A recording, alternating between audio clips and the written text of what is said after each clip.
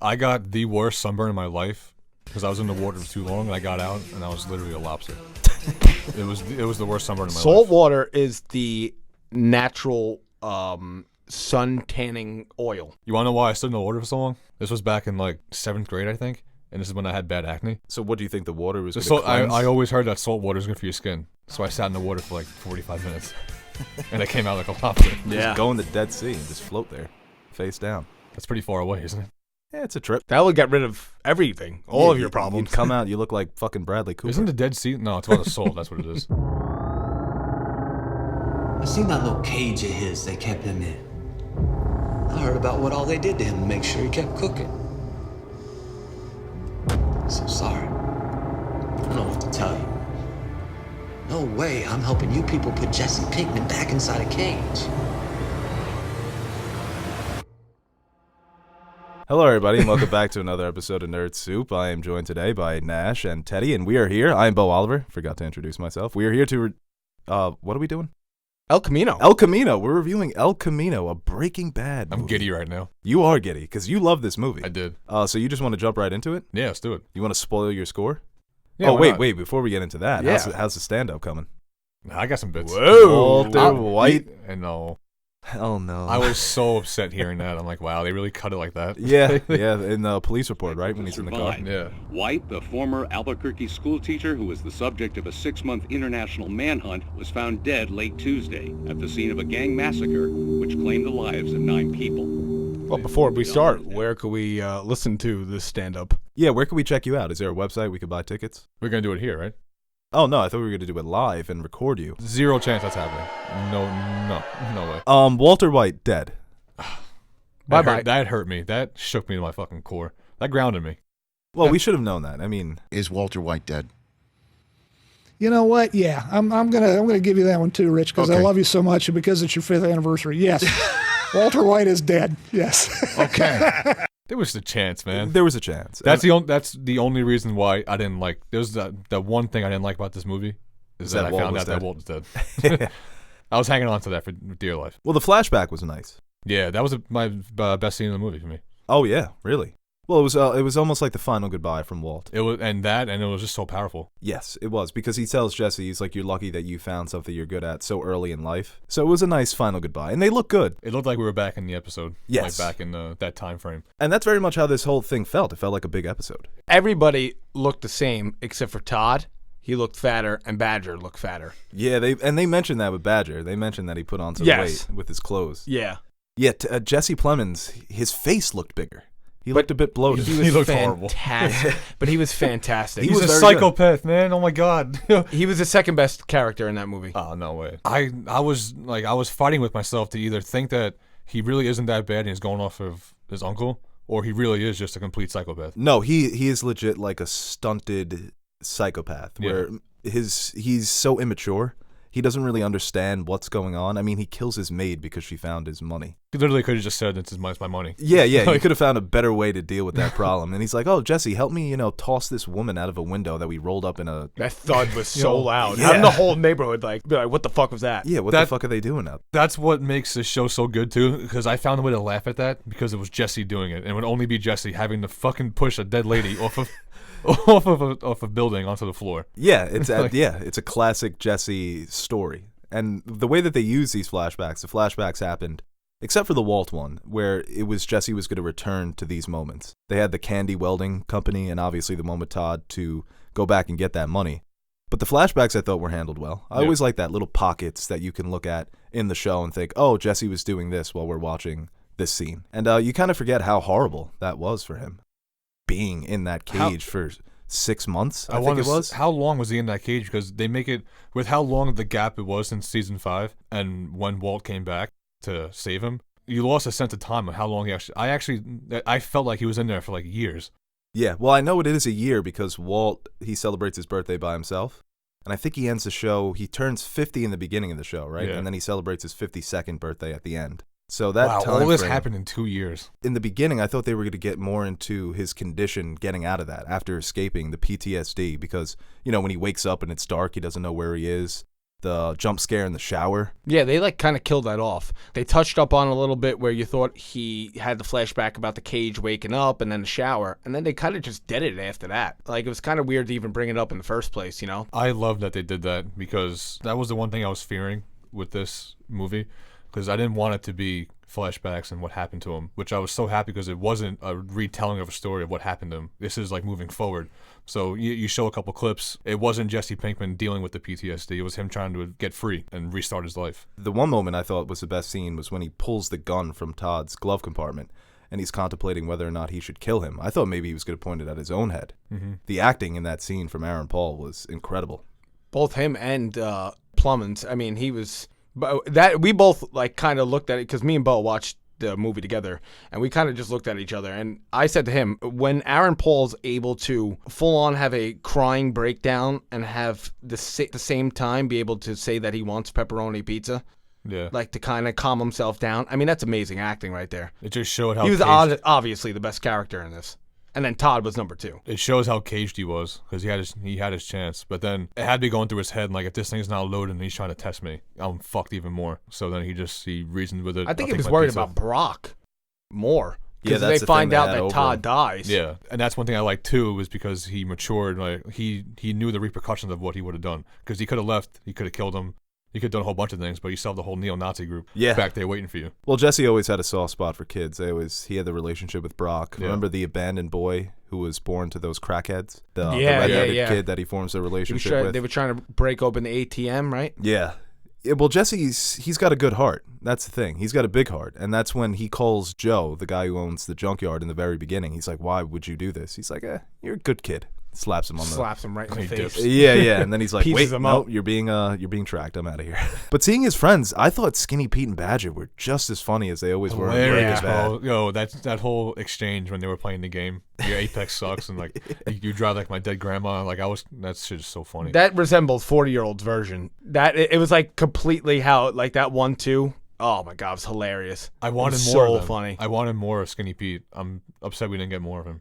Well, Skinny Pete had the great plan, too, when he divides them up. He says, Jesse, you take my car. Yeah. Like, I'm surprised they didn't meet back up and see what happened to Badger, what happened to Skinny. Well, they have that trailer, the teasers, when Skinny Pete is arrested or he's brought in for questioning. Yeah, you think that's them just putting him in? Like, that's how they incorporated it? I thought they were going to go back to it, but yeah, I guess we could consider that a scene that just takes place after, because we saw all those cops coming for the El Camino, man. They were fucking decked out. Oh, my God. Fodder heads. And that final line when he says...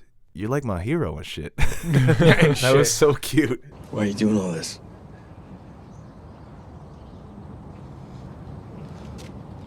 Dude, you're my hero and shit.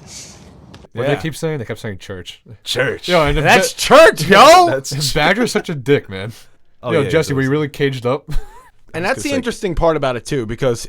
In season 5, you never got a glimpse of what Jesse was really like how caged up he really was. We were talking about it before. Was this movie like really necessary to make? But I guess that's a good aspect to look at. Yeah, that's all you kind of needed. That's why I liked it. That this wasn't a miniseries about what happened to Jesse. You just needed that flashback. It was so well done. But Aaron Paul's performance, I mean, he falls right back into the character. And this is obviously... Didn't skip a beat, man. It's a different Jesse. He's more mature. He's also smarter. The way that he deals with... Which I thought was brilliant. When he goes back to Todd's apartment and the two guys in the police jackets come in.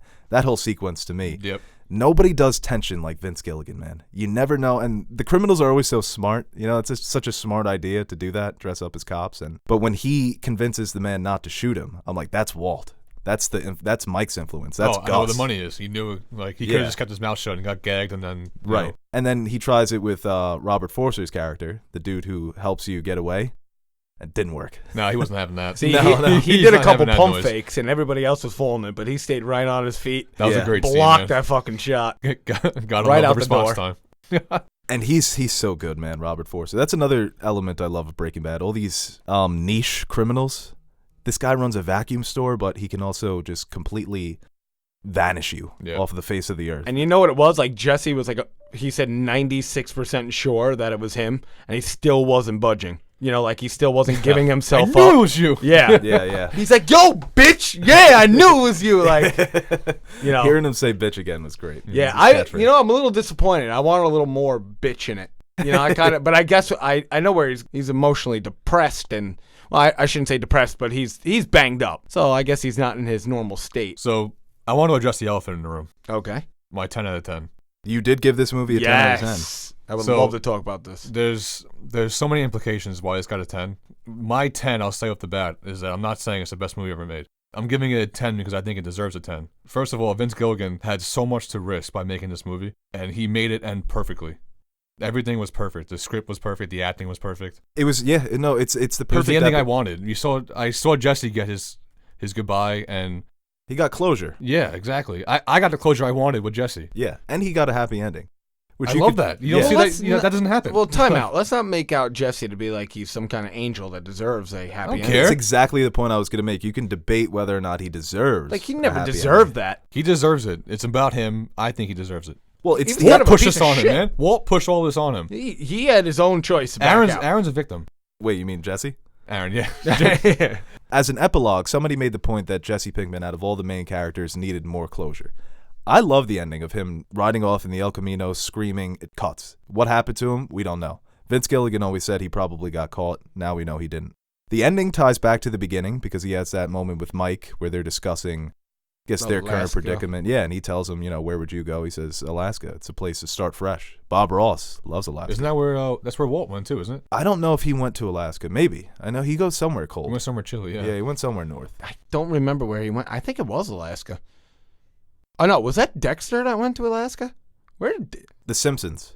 Another reason why it got a 10 too is because the way it got done. This movie got done in 3 months, complete secrecy, and Vince Gilligan writ this up in 6 months. He called up. I saw an interview with Aaron Paul, and he said Vince Gilligan called him up and said, "How would you feel like being Jesse again?" Aaron Paul says, "Yeah, man, I'll follow you no matter what." And he's like, "All right, I'll call you back when I'm done." Yeah, I'm about halfway through the script. He's one of the best living filmmakers by far. Yes. And the best thing that he does is the way that he's able to create tense moments. Breaking Bad was always just a really great thriller. And I still think it's the best show of all time. People say, oh, it's not as deep as other shows as The Wire or The Sopranos. But it wasn't trying to do that. It was trying to portray a transformation in a thrilling way. That's what a thriller is. And the Jesse Pinkman transformation, I think, gets very underrated because Walter White's obviously the best character in the show. But the arc that Jesse goes through, I think that's why maybe you needed this, because the arc was so well done. You need to just hammer it home. I can respect that. Yeah, it got, like you just said, it got capped off up here when he, like, I'm raising my hand pretty high. Okay. Yeah, no, we can see it. I Yeah, think we can go higher than that. Yeah, but Get on the table. I would say the majority of the fans wanted to see more. Just a quick side note of what Bo said. Hey, everybody, just a little hint. Not everything has to be the most significant thing in the world, and it has to be good. Yeah, not everything's got to Like, be that a kind of poem. bothers me a lot. Like, it doesn't have to be to the level of Westworld or where you just can't even pay attention. Like, people like to just sit there and be able to watch and understand what's going on, and yeah, it's still good. Yeah, that could still be good. Yeah. Narrative is Why what don't always. everyone just calm down a little bit, you know? Season 1, 2, 3, 4, 5, they always get better because the narrative becomes more clever. There's more twists. There's these unique characters that operate within this fictional world. It felt like it's got a lot of elements of GTA because the satirical elements, the comedy, the black comedy, is what they really leaned in on. I gotta be a Scrooge for a second. Breaking Bad really only had, like, with a recipe, you kind of only put a little touch of comedy into the Breaking Bad recipe. This kind of had a lot of comedic aspect to it, and I was just like, that's not Breaking Bad. That's what I loved. I most loved it. about It was It hilarious. was dark. I was laughing at shit I shouldn't be laughing at. It was what made it hilarious, great. but like Jesse- Breaking Bad wasn't like that.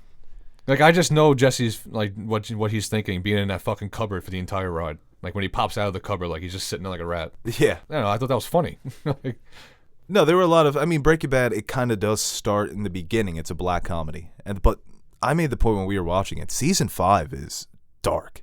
Season 5 is dark, and it's miserable for all these characters. I thought it was going to be a bit more explosive. The scene when he goes to get the money from Candy, from the Candy welding people. yeah, I'm glad you brought that up. The shoot-off? Yeah. The old Western style. I didn't like it. I loved it. I didn't like it for the fact when he shot Casey how they both unloaded a clip and no one got hit. One thing I didn't like. They're like, By all the right. way, they're not American Sniper. Yeah, I mean, you're not getting caught with one bullet. So staring if at me each and other, you went into a pointing, duel right now and we just started firing off, you think I'd put 3 in your heart. Ted wanted in my heart directly? Yeah. Ted wanted Django Unchained versus Clint Eastwood from Unforgiven. You just wanted the ultimate.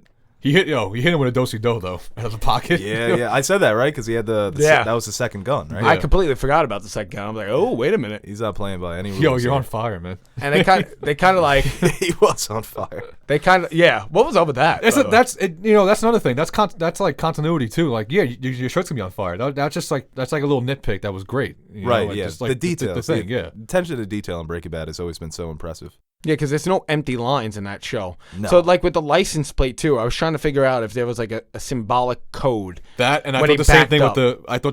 with the mailbox, the 212. That's gotta mean something. You don't focus on the because fucking there's 212. always something in Breaking Bad that there's a meaning to it. Yeah, And that's the thing. They get metaphorical with their visuals. You know what made that scene with Walt so powerful too? That was the beginning of Breaking Bad with them. To think where they went from that point on, that it's Yeah, they think that this mind-blowing. is going to be like a couple months, and then they're 6 they months. wrap He it up. says, yeah. Yeah, it's before the transformation really takes place. That was a great line too when he says, business, you'd be great. You could practically teach that class." Jesse's like, "Yeah." Was that the scene? Nonchalantly. Yeah.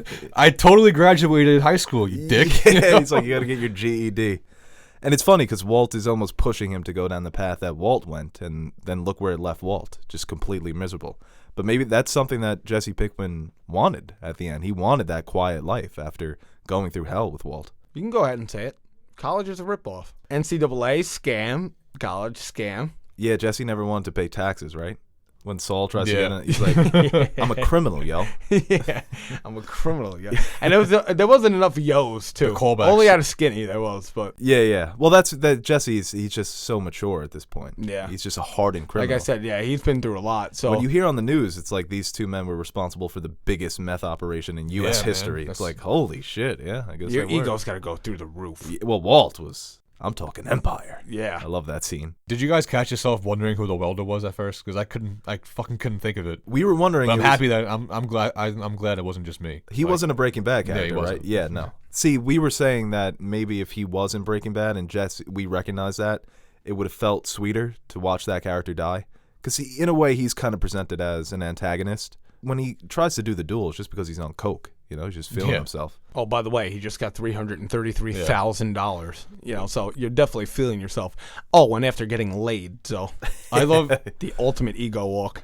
I loved how innocent Jesse was too, and like they didn't make him like he's been some seasoned criminal. He's still a kid. Yeah. Like he's still gonna make mistakes like that. And the idea, let me just go in there and ask for 1,800 quick. I just gave you a third of the money. Yeah, he's just trying desperately to get out of this life. He's Yeah. saying, I need. It's such a small amount of money too, and such a specific amount. The character even says, "Why not $2,000?" He's like, "I only need 1,800. Just need Please. to get the fuck out of here." You know what it is? You know what I learned in my 26 years walking on this earth?